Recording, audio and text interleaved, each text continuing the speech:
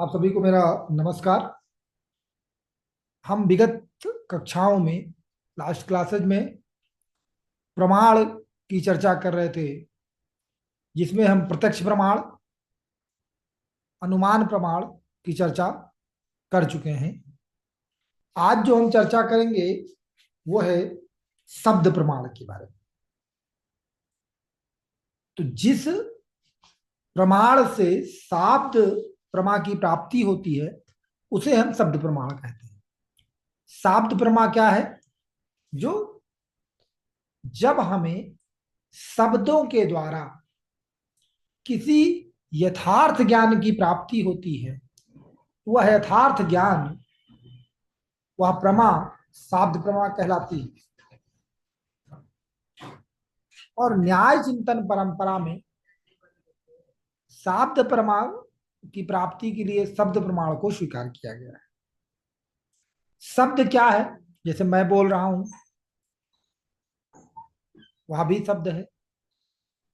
सामान्यतः जो अर्थपूर्ण ध्वनियां होती हैं उन्हें शब्द कहा जाता है। लेकिन क्या प्रत्येक अर्थपूर्ण ध्वनि शब्द प्रमाण है? तो इसका उत्तर है नहीं।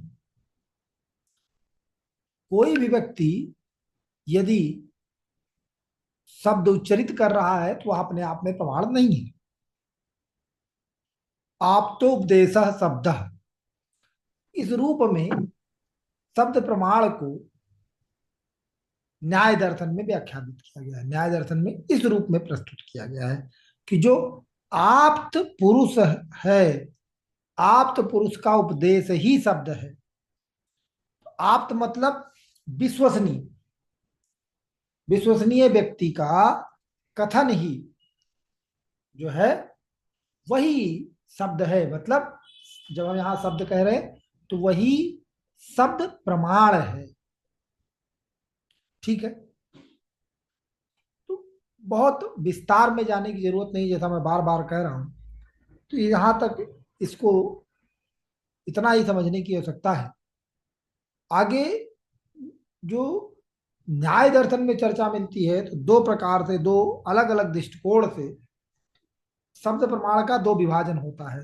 दो तरीके के शब्द प्रमाण स्वीकार किए गए हैं, दृष्टार्थ और अदृष्टार्थ। मतलब दृष्टार्थ मतलब जिसका हम प्रत्यक्ष द्वारा देख सकते हैं, जान सकते हैं, जिसका ज्ञान प्रत्यक्ष प्रमाण से संभव है। वह उस चीज के बारे में जब ज्ञान हमें किसी शब्दों से होता है तो दृष्टार्थ होता है। जैसे अगर हमने कहा कि इस समय पंच केदारों के कपाट बंद हैं। पंच केदार क्या है? केदार की अपनी एक परंपरा है उत्तराखंड में, और यहाँ पे पांच शिव जो है, एक कथा है, उस कथा के अनुसार पांच मंदिर हैं: केदारनाथ, रुद्रनाथ, तुंगनाथ, मध्यमहेश्वर और कल्पेश्वर। ये पांच पंच केदार हैं। और ये समय वैसा है जब यहाँ के मंदिरों के कपाट बंद होते हैं। अब ये मैंने कहा कि ये जो मेरी बात है, मैं आपके लिए यदि आप्त पुरुष हूं तो ये शब्द प्रमाण हो जाएगा। इस बात का ज्ञान आपको मेरे कहने मात्र से हो जाएगा।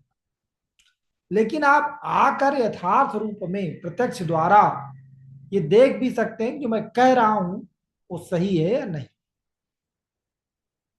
किंतु यदि मैं कहूं कि आत्मा का स्वरूप इस तरीके का है, या ईश्वर ने ये सृष्टि इस तरीके से की, तो सृष्टि का एक परिमाण होने की वजह से, एक बहुत छोटे अंश होने की वजह से हम सृष्टि की प्रक्रिया, क्योंकि हम फल हैं तो फल प्राप्ति के पूर्व की जो प्रक्रिया थी उसको नहीं देख सकते, उसको नहीं जान सकते कि सृष्टि कैसे हुई। उसको प्रत्यक्ष रूप में जाके नहीं देख पाएंगे। तो वो जो आएगा वो दृष्टार्थ में आएगा। इतना स्पष्ट है कि जो अधिष्ठार्थ है, जैसे ईश्वर हो गया, आत्मा के विषय में बहुत सारी बात होती है, स्वर्ग नरक के बारे में बात होता है। तो जो प्रत्यक्ष के विषय नहीं है, साक्षात प्रत्यक्ष के विषय नहीं है, उन विषयों को हम अधिष्ठार्थ में रखते हैं, और जो प्रत्यक्ष के विषय है उसे हम दृष्टार्थ में रखते हैं। एक अन्य दृष्टिकोण से न्याय दर्शन में शब्द प्रमाण को दो तरीके से विभाजित किया जाता है, वैदिक और लौकिक। तो वैदिक मतलब वेदों में वर्णित जो विषय है वो वैदिक हो गए। क्योंकि न्याय दर्शन ऐसा मानता है कि वेद ईश्वर कृत हैं, तो वेदों में जो कुछ भी वर्णित है वो सब कुछ प्रमाणिक है। इसके अलावा जो इस संसार लौकिक जगत का है, यहाँ पे भी बहुत सारी चीजें प्रमाणिक होती है। जैसे एक मैंने उदाहरण अभी लिया कि पंच केदार के कपाट अभी बंद। तो ये जो मेरा कथन है ये लौकिक है, वैदिक कथन नहीं है। ठीक है, यहां तक सबको स्पष्ट है? किसी को कुछ जिज्ञासा हो तो पूछ सकता है। किसी की कोई जिज्ञासा है यहां तक? नहीं? No sir. ठीक है। तो बहुत विस्तार में जाने की आवश्यकता नहीं है, लेकिन एक और जगह है जहां से प्रश्न पूछा जाता था शब्द प्रमाण के संबंध में, कि वाक्यार्थ बोध कैसे होता है। तो न्यायिकों के अनुसार कि कोई भी वाक्य क्या होता है, अर्थपूर्ण शब्दों का समुच्चय होता है। तो ये जो वाक्य हैं, ये समुच्चय जो है सार्थक तभी होते हैं, अर्थ तभी प्रदान करने वाले होते हैं जब उनमें चार गुण पाए जाते हैं: आकांक्षा, योग्यता और सन्निधि। चौथा है तात्पर्य। अच्छा, ये ध्यान रखना है कि तात्पर्य शुरू में नहीं है। तर्क संग्रह जो है उसमें तात्पर्य नहीं है, ये बाद में जोड़ा गया। ठीक है, तो कुछ लोग पहले शुरू में सन्निधि, आकांक्षा, योग्यता, यही तीन मानते थे, तात्पर्य को बाद के न्यायिकों ने जोड़ा है। तो ये मान लो अगर थ्री कहीं पूछा गया, परीक्षा है पूछ सकता है, तो इसको ध्यान रखने वाली बात है। आकांक्षा मतलब कि कई बार क्या होता है कि वाक्य तो होगा, लेकिन वो अर्थपूर्ण होने के लिए उसे अन्य शब्दों की आवश्यकता होगी। जैसे अगर हम कहें कि लाओ, लेकर आओ, स्वाभाविक सा प्रश्न होगा कि क्या लेकर आए। तो यहां क्या हो रही है, आकांक्षा हो रही है, अन्य शब्दों की आकांक्षा हो रही है। तो किसी व्यक्ति ने कहा कि घोड़ा ले आओ, ठीक है, या जो शास्त्रगत दृष्टांत दिया जाता है तो उसे संदेह संदेह शब्द का प्रयोग किया। तो योग्यता क्या है कि जो दो शब्द आपस में जोड़े गए एक साथ हैं, उनमें ये योग्यता होनी चाहिए कि वो काम कर सके। जैसे अगर हम कहें कि आग से सींचो, तो व्याकरणीय दृष्टि से इसमें कोई समस्या नहीं, लेकिन व्यवहार में हम सब जानते हैं कि सींचने का काम जल से किया जाता है, अग्नि से नहीं। तो अग्नि और सींचने में आपस में संबंध नहीं है, योग्यता नहीं। अग्नि में सींचने की योग्यता नहीं है, तो जब भी वाक्य आपस में रखे जाएंगे तो क्या होगा, उनमें योग्यता होनी चाहिए, तभी उनको वो अर्थपूर्ण होंगे। सन्निधि, ये जो वाक्य रखे जा रहे हैं उनमें एक अंतराल होना चाहिए, उनके उच्चारण में भी और लिखे जा रहे हैं तो भी एक निश्चित अंतराल होना चाहिए। ऐसा नहीं है कि एक शब्द अभी बोला गया, दूसरा शब्द एक दिन बाद बोला गया, 4 घंटे बाद बोला गया, तो भी वो अर्थपूर्ण नहीं हो पाएगा। बाद में तात्पर्य जोड़ा गया, जैसा मैंने एक दृष्टांत लिया था शास्त्रगत, कि लाओ के साथ हमने कहा संदेह। संदेह मतलब एक होता है अश्रु और एक होता है नमक। तो ये देखना होगा कि व्यक्ति जब उच्चारण कर रहा है कि संदेव लाओ, तो वो उस समय किस जगह पर क्या कर रहा है, उसका तात्पर्य क्या है। अगर वो कहीं जाने के लिए तैयार है तब कह रहा है संदेह लाओ, तो इसका मतलब वो घोड़ा लेके आओ। अगर वो भोजन कर रहा है या भोजन बचा रहा है, बना रहा है, पका रहा है, उस दौरान कह रहा है, तो इसका मतलब क्या हुआ कि वो कह रहा है कि नमक लेके आओ। क्योंकि अगर कोई खाना पका रहा है तो उस समय घोड़ा नहीं मांगेगा, और अगर कोई यात्रा के लिए कहीं बाहर जा रहा है तो उस समय नमक नहीं मांगेगा। ये स्वाभाविक प्रक्रिया है, तो इसे तात्पर्य निकालने की बात हुई।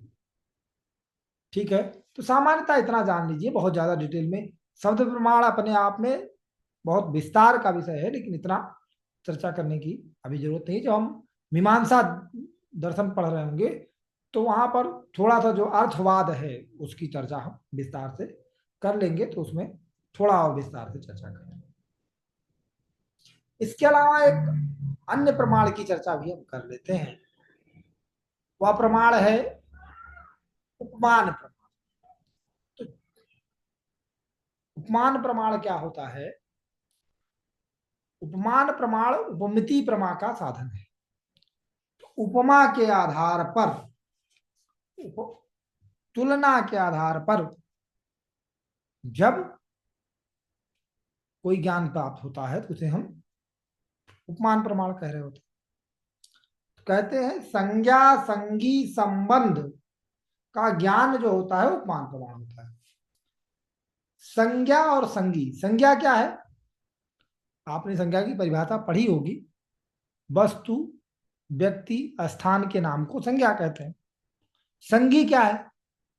जिसका वह नाम है, वह वस्तु, वह व्यक्ति, वह स्थान ही संगी होता है।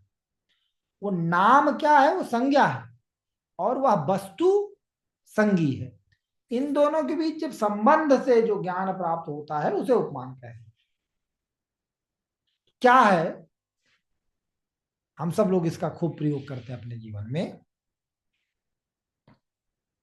मान लीजिए आप अपने कोई व्यक्ति है जिसे आप रिसीव करने गए हैं, आप उससे पहले नहीं मिले हैं। तो फोटो का जमाना है, आदमी फोटो देख लेता है। तो लेकिन पहले की अगर बात करें, जब फोटो नहीं उपलब्ध थी, छायाचित्र नहीं उपलब्ध थे, और किसी ने आपसे कहा कि जाइए आपके चाचा जी, फूफा जी, बुआ या चाची, कोई भी आ रहा है, और जाके उनको ले आइए स्टेशन से। तो बताया गया कि वो जो चाची हैं आपकी, वो आपके मौसी जैसी दिखती हैं। जो मौसी को आप जानते हैं, चाची से आप अभी तक नहीं मिले, और आप स्टेशन पर गए और एक आपके मौसी जैसी दिखने वाली स्त्री दिखी, किंतु वो आपकी मौसी नहीं है। तो आपको लग गया कि यही वो चाची है जिसके बारे में मम्मी ने हमको बताया था, जिसको हम लेने आए हैं। तो आप कैसे जान गए कि यही वो चाची? तो जो चाची शब्द है, संज्ञा है, और वह जो स्त्री है संगी, उसके बीच संबंध स्थापित किया, और हमने उसके आधार पर जो ज्ञान प्राप्त हुआ कि यही चाची हैं, वो उपमान के द्वारा हुआ, क्योंकि हम मौसी से तुलना कर चुके। जो परंपरा में उदाहरण दिया जाता है, गवय शब्द का प्रयोग होता है कि यदि कोई नागरिक है जो नगर में रहता है, जंगल में कभी नहीं गया, और वो गवय नामक पशु से परिचित नहीं है, और जब वो जंगल में जा रहा था तो किसी ने उसको बताया था कि गवय नामक प्राणी जंगल में पाया जाता है, और वो जो है गाय से मिलता जुलता है, लेकिन गाय नहीं। जब जंगल में वह व्यक्ति जाता है और वो एक नवीन पशु को देखता है जो गाय नहीं है, लेकिन उसके फीचर्स, उसकी आकृति, उसके गुण धर्म गाय जैसे दिखते हैं,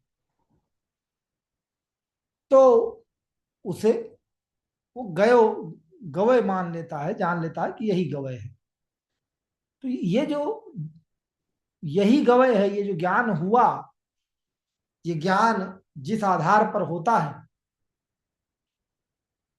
वह स्रोत जो है वो अनुमान है, वो उपमान है, और जो ज्ञान हुआ वह उपमिति है। अब ये गवय क्या है, वैसे ये प्रश्न परीक्षा में नहीं पूछा जाने वाला, सही से हम बता दे रहे हैं। तो गवय जो है, कई लोग उसको कहते हैं कि नील गाय है। अगर आप में से किसी ने नील गाय देखा हो, तो आप में से किसी ने नील गाय देखा है, कोई गांव से है तो? राकेश, तुमने देखा नील गाय? जी सर। हाँ। तो ये जो नील गाय होती है वो गाय जैसी होती नहीं है, तो ये बात हमको थोड़ा सा कि गवय नील गाय जैसी होगी, ये मुझे थोड़ा समझने में मुझे नहीं लगता कैसा होगा, लेकिन बहुत लोग यही मानते हैं गवय का मतलब नील गाय। क्योंकि जो लोग नील गाय देखे वो जानते हैं गाय जैसा तो बिल्कुल नहीं होता है। दरअसल उसे नील गाय कहा भी जाता है, उसके पीछे की एक कहानी है। कहानी ये है, औरंगजेब का नाम सुना होगा आप सब लोगों ने। तो मुगल बादशाह था। तो औरंगजेब जो है उसको ये जानवर बड़ा पसंद था। और ये चूंकि फसल को विनष्ट कर देता है, तो समाज में ये प्रथा थी। ये बहुतायत पाया भी जाता है, जहां होता है फसल को बहुत नुकसान भी करता है। तो लोग इसको मार के खा जाते थे, मार देते थे, फिर उसका उसकी हत्या कर देते थे, जिनको खाना होता था वो खा भी लेते। तो ऐसा कहा जाता है कि चूंकि औरंगजेब को ये बड़ा पसंद था और नहीं चाहता था कि लोग इसे मारें, और उस समय इसको मार के खाने वालों में या मारने वालों में की संख्या जो थी वो हिंदुओं की ज्यादा थी। तो उसके किसी मंत्री ने सलाह दिया कि चूंकि हिंदू गाय नहीं खाते हैं, उसको नहीं मारते हैं, तो इसको गाय से किसी तरीके से जोड़ दिया जाए। तो औरंगजेब के कहने पर ही इसका नाम नील गाय पड़ गया। फिर परंपरा से चलते चलते उसे नील गाय कहा।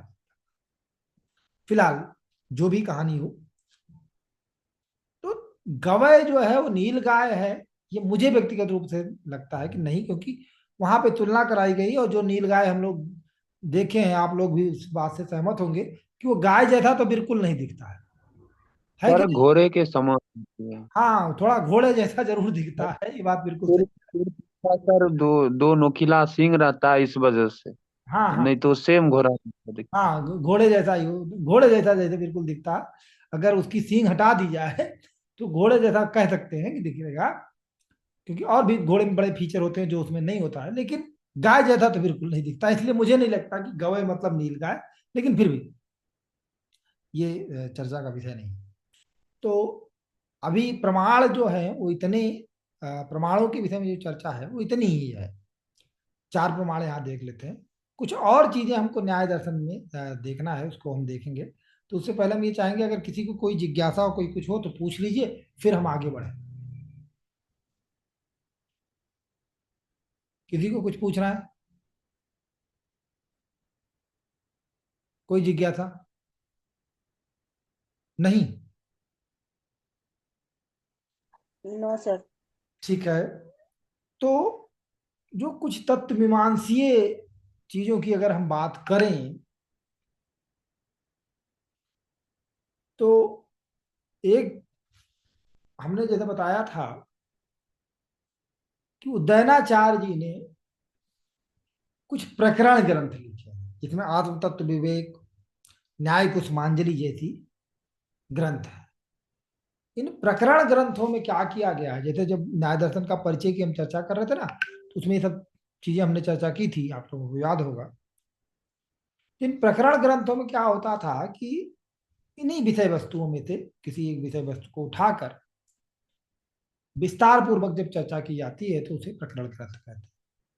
तो आत्म तत्व विवेक में मुख्य रूप से जो उसका विषय है वो विषय है आत्मा। लेकिन प्रकरण ग्रंथों के अलावा भी जो मूल ग्रंथ हैं, सूत्र ग्रंथ हो, भाष्य हो, वार्तिक हो, इन सब में भी द्रव्य के रूप में आत्मा की चर्चा है। तो न्याय दर्शन में आत्मा को गुणों, जो सुख दुख द्वेष इच्छा प्रयत्न ज्ञान आदि गुणों के अधिष्ठाता के रूप में स्वीकार किया गया। तो मुख्य रूप से जो गुण आत्मा के स्वीकार किए जाते हैं वो 6 गुण हैं। कौन कौन से हैं? सुख दुख, द्वेष, इच्छा, प्रयत्न और ज्ञान। तो ये 6 गुण जो हैं इनको जरा याद कर लीजिएगा, ध्यान रखिएगा। मतलब सुख दुख, द्वेष, इच्छा, प्रयत्न और ज्ञान, ये पूछा जाता है। तो ये जो 6 गुण हैं, ये गुण न्याय दर्शन में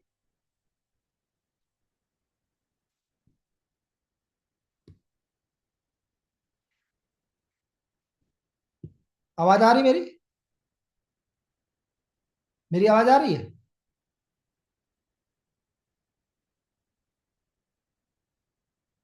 हाँ जी।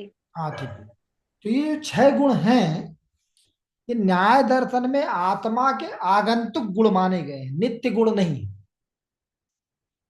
जैसा कि जैन दर्शन में क्या मानते हैं कि अनंत चतुष्टय, तो आत्मा अनंत चतुष्टय युक्त है। वेदांत में मानते हैं कि स्वरूप है ज्ञान। लेकिन यहाँ पे इन 6 गुणों को न केवल ज्ञान, बल्कि सुख दुख द्वेष इच्छा प्रयत्न और ज्ञान, इन 6 गुणों को आत्मा के का अनित्य गुण माना जाता है, नित्य गुण नहीं है। ठीक है। तो ये गुणों के अधिष्ठाता के रूप में आत्मा को स्वीकार किया गया है। और आत्मा को स्थूल शरीर और इंद्रिय से भिन्न माना गया है। ठीक है। तो स्थूल शरीर मतलब जिसको हम देख पा रहे हैं, इंद्रिय 5 ज्ञान इंद्रिय जिन्हें हम कहते हैं, और मन। तो न्याय दर्शन में 6 इंद्रिय स्वीकार की गई है, 5 ये और एक मन। तो इतनी बात मुख्य रूप से है। और आत्मा कैसा है? आत्मा इनके क्या सर्वव्यापी है। और आत्मा की संख्या कितनी है? आत्मा की संख्या अनंत है, एक नहीं है। प्रश्न उठता है कि यदि आत्मा सर्वव्यापी है और अनेक है, तो कैसे संभव? सर्वव्यापी मतलब समझ रहे हैं कि सारी जगह है। तो अगर कोई चीज सारे जगह है तो अनेक कैसे हो सकती है? एक ही चीज होगी ना जो सारे जगह होगी। बात समझ में आ रही कि नहीं?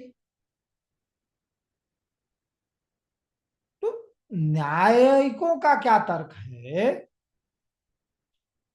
कि जिस प्रकार से एक कमरे में मान लो एक बल्ब जल रहा है या एक दीपक जल रहा है, उसका प्रकाश पूरे कमरे में है, तो क्या कहा जाएगा कि इस बल्ब का प्रकाश सर्वव्यापी है इस कमरे के लिए। और अगर उसी कमरे में दूसरा बल्ब भी जला दिया जाए, तीसरा बल्ब भी जला दिया जाए, चौथा बल्ब भी जला दिया जाए, तो क्या होगा? क्या ऐसा होगा कि मतलब एक बल्ब का प्रकाश तो वहां होगा, दूसरे के लिए उस प्रकाश के लिए स्थान नहीं होगा? ऐसा होगा?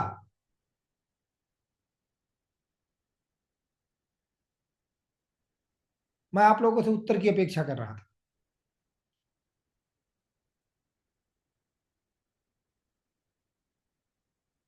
क्या ऐसा होगा?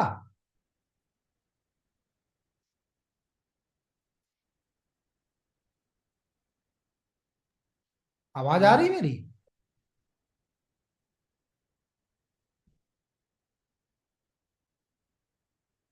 हेलो?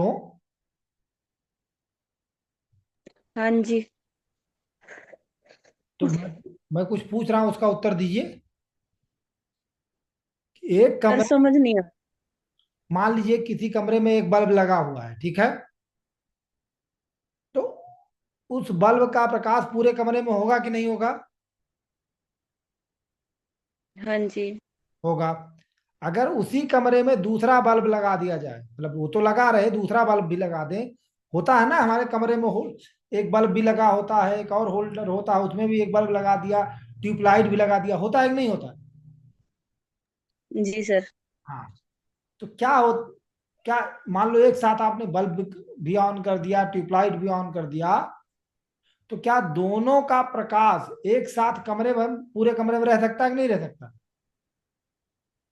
रह सकता है सर। रह सकता है ना। तो न्यायिकों का कहना है हाँ। कि ठीक उसी प्रकार आत्मा सर्वव्यापी है और अनेक भी है। तो जिस प्रकार से प्रकाश, वो दीपक का उदाहरण देते हैं, दीपक का प्रकाश कमरे में रहता है और एक दूसरे के प्रकाश को बाधित नहीं करता है, ठीक उसी प्रकार से आत्मा सर्वव्यापी होते हुए भी अनेक हो सकती है और वो एक दूसरे को बाधित नहीं करती हैं। जो एक जगह पर जो वस्तु है, वहां पर दूसरी वस्तु नहीं हो सकती, ऐसा केवल भौतिक चीजों पर आरोपित होता है। चूंकि आत्मा भौतिक है, तो वो वहां पर ये नियम लागू नहीं होता है। तो क्या क्या याद रखना है? पहली चीज कि आत्मा शरीर इंद्रिय से भिन्न तत्व है, वह नित्य तत्व है, वह सर्वव्यापी है, वह अनेक है, और वह छह गुणों का अधिष्ठाता है। अनिवार्य गुण नहीं है, नेसेसरी क्वालिटीज नहीं है, एक्सीडेंटल क्वालिटी है। कब आती हैं? जब वह इंद्रिय मन के माध्यम से वस्तु जगत के साथ संपर्क में आता है, तब ये गुण उसमें उत्पन्न होते हैं। ठीक है, इतना स्पष्ट हो गया आप लोगों को?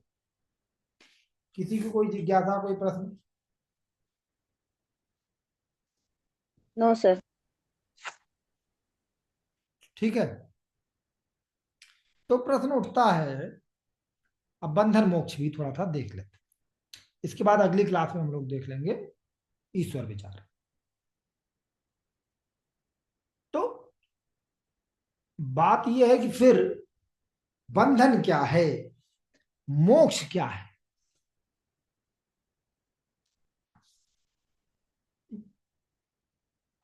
जब सब प्रकार के दुखों से का अनुभव आत्मा करती है, दुखद अवस्था जो है वो बंधन। जब शरीर इंद्रिय के साथ वो संपर्क में रहती है, उसमें इच्छा जनित होती है, इच्छा की पूर्ति नहीं हो पाती है, तो तमाम प्रकार के दुख उत्पन्न होते हैं। और इन दुखों से मुक्ति की इच्छा पैदा होती है। तो मुक्ति को के लिए जो ये शब्द प्रयोग कर रहे हैं, मोक्ष के लिए जो शब्द प्रयोग कर रहे हैं, वो है अपवर्ग। ठीक है। मैंने जैसे बताया था कि माध्वाचार्य ने स्वर्ग दर्शन संग्रह में चारवाक दर्शन में भी जो कहा, मरणो अपि अपवर्ग शब्द का प्रयोग किया है, तो चारवाक दर्शन के लिए भी अपवर्ग शब्द का प्रयोग किया है, और न्याय दर्शन में भी अपवर्ग शब्द का प्रयोग किया जाता है। मोक्ष के लिए, मोक्ष की अवस्था के लिए अपवर्ग शब्द का प्रयोग किया गया है। तो चूंकि न्याय दर्शन में आत्मा ही ज्ञाता भोक्ता और करता है, उसकी ये क्वालिटी टेम्परेरी क्वालिटी है, लेकिन ये सब होता उसी वजह से है, और वही करता है। ये नहीं हुआ करता नहीं, वो करता है, वो कर वो भोगता भी है, उसी को सुख मिलता है, उसी को दुख मिलता है, उसी को मोक्ष की प्राप्ति, और ज्ञाता भी है, ज्ञान का भी वही अधिष्ठाता है। तो प्रश्न उठता, भैया मोक्ष कैसे मिलेगा? दुख है वो तो ठीक है, मोक्ष कैसे मिलेगा? तो इन्होंने ज्ञान के साथ में श्रवण मनन निध्यासन, ज्ञान के साथ साथ में कर्म, यज्ञ आदि पर बहुत बल दिया है, सत्कर्मों पर बल दिया है। सत्कर्मों से के द्वारा ही, कर्म फल के द्वारा ही मोक्ष की प्राप्ति होती है। ईश्वर को कर्म फलदाता बताया गया है। अभी ईश्वर विचार जब हम लोग विस्तार से चर्चा करेंगे तो चर्चा करेंगे। ईश्वर सृष्टि करता है, ईश्वर कर्म फलदाता भी है। और न्यायिकों ने, वैशेषिकों ने भी ये बात मानी है, न्यायिकों ने सदेह मुक्ति नहीं मानी है। सदेह मुक्ति मतलब ये स्थूल शरीर साथ में रहे और आप मुक्त हो जाएं, ऐसा संभव नहीं। क्योंकि स्थूल शरीर और मन और इंद्रिय का जब आत्मा से संपर्क होता है तभी दुख होता है, तभी सुख होता है। तो मोक्ष की अवस्था में इच्छा, द्वेष, प्रयत्न और ज्ञान के साथ ही साथ सुख दुख भी खत्म हो जाता है। तो जो 6 गुण माने गए, सुख दुख दोनों खत्म होगा। ऐसा नहीं सुख, ये सुखद अवस्था नहीं मानते मोक्ष। इच्छा भी खत्म हो जाएगी, द्वेष भी खत्म हो जाएगा, प्रयत्न भी खत्म हो जाएगा और किसी प्रकार का ज्ञान नहीं रहेगा। यही मोक्ष की अवस्था है। ठीक है, तो इतना आज हम लोगों ने चर्चा किया। अगर इस पर किसी को कुछ पूछना है तो पूछिए, नहीं तो अब हम बातें अगले क्लास में। किसी को कुछ पूछना है? नहीं? No sir. चलिए चलिए, बहुत बहुत धन्यवाद।